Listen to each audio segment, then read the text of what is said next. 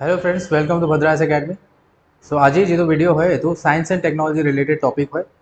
and recently আমি দুটা news majorly চাব পাৰো in the science and tech related topics যে এটাটো হয় যে ইন্ডিয়াৰ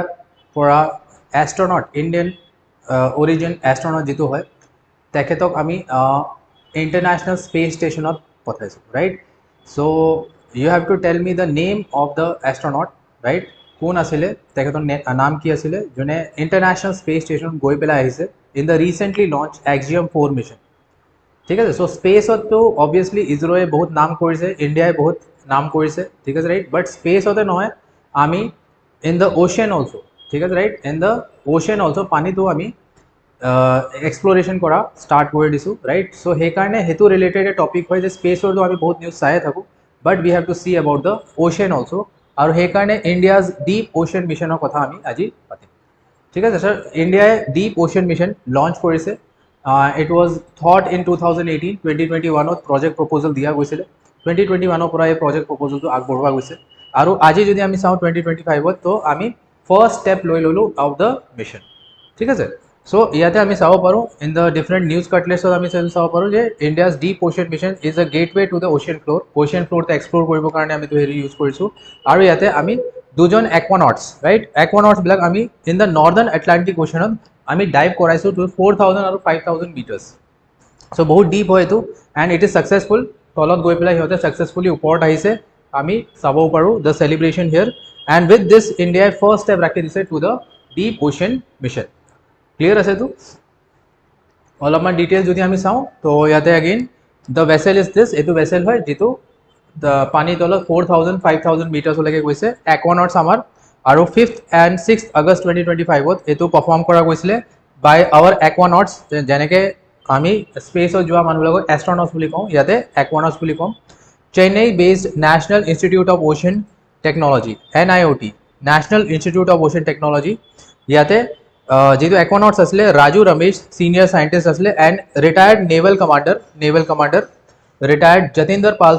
যতীন্দ্ৰ পাল সিং ইন্ডিয়ান নেভিৰ ৰিটায়াৰ্ড নেভাল কমান্ডাৰ হয় তেখেতৰ লিডাৰশিপত তেখেতে লিডাৰ আছিলে ৰাইট তেখেতে লিড কৰিছিলে মিশনটো 4000 আৰু 5000 মিটাৰ্স নৰ্দাৰ্ণ আটলান্টিক ওশেনত আমি তলত গৈ পেলাই আহিছো ঠিক আছে ৰাইট ইয়াৰ লগতে যদি আমি চাওঁ তো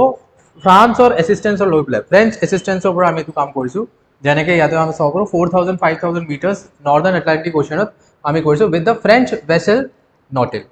ঠিক আছে সো ফ্ৰেঞ্চ ভেসেলত আমি এটো ফাৰ্স্ট টাইম এটো কৰি পেলাই চাইছো and it is totally safe আৰু ইয়াৰ লগতে আমি যেটো ডিপ ওশেন মিশন হয় তাৰে বেলেগ বেলেগ পাৰ্ট আছে যেনেকে আহিব এতিয়া ৰিসেন্টলি সমুদ্ৰায়ন মিশন যেনেকে গগনয়ান মিশন আছে তেনেকে সমুদ্ৰায়ন মিশন আহিব সমুদ্ৰায়ন মিশনত ইন্ডিয়াই ইন্ডিজিনিয়াসলি ডেভেলপড ভেসেল ইউজ কৰিব আৰু 6000 মিটাৰ্স তলত পানী তলত আমাৰ একোৱানটসক পঠাব ঠিক আছে সো এটো আমাৰ 2027 অফ প্ৰজেক্ট হয় যে 6000 মিটাৰ্সলৈকে আমাৰ একোৱানটসক আমি সমুদ্ৰায়ন মিশনত first manned deep sea mission হ'ব ইন্ডিয়া ঠিক আছে আৰু ইয়াতে টাইটানিয়াম বেসড আমি ভেসেলস বনাম আৰু India will become the 5th country after US Russia China France আৰু জাপান ঠিক আছে সো ইন্ডিয়া পিছ পৰি নাথাকে এই কান্ট্ৰিজ বিলাক ডেভেলপ কান্ট্ৰিজ বিলাকৰ লগত আমি আহি যাম তাৰ পিছত যদি আমি চাওঁ তো ইয়াতে अगेन বাই 2027 এটো প্ল্যানিং কৰা গৈছে ইনিশিয়ালি আমি মানে 500 মিটাৰ যাম 600 মিটাৰ যাম আৰু তাৰপিছত লাহে লাহে আমি ডেপথ বিলাক বঢ়াই থাকিম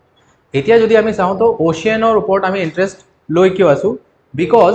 ইয়াতে যদি আমি চাওঁ তো ওশেন ফ্লোৰ আমি অলৰেডি জিওগ্ৰাফিত জানো যে ওশেন ফ্লোৰত বহুত মিনাৰেলস আছে there are lot of minerals here right so এই মিনাৰেলস বিলাক আমি কি কৰিব লাগিব আমি এক্সপ্লোৰ কৰিব লাগিব এক্সট্ৰাক্ট কৰিব লাগিব আৰু ওলাব লাগিব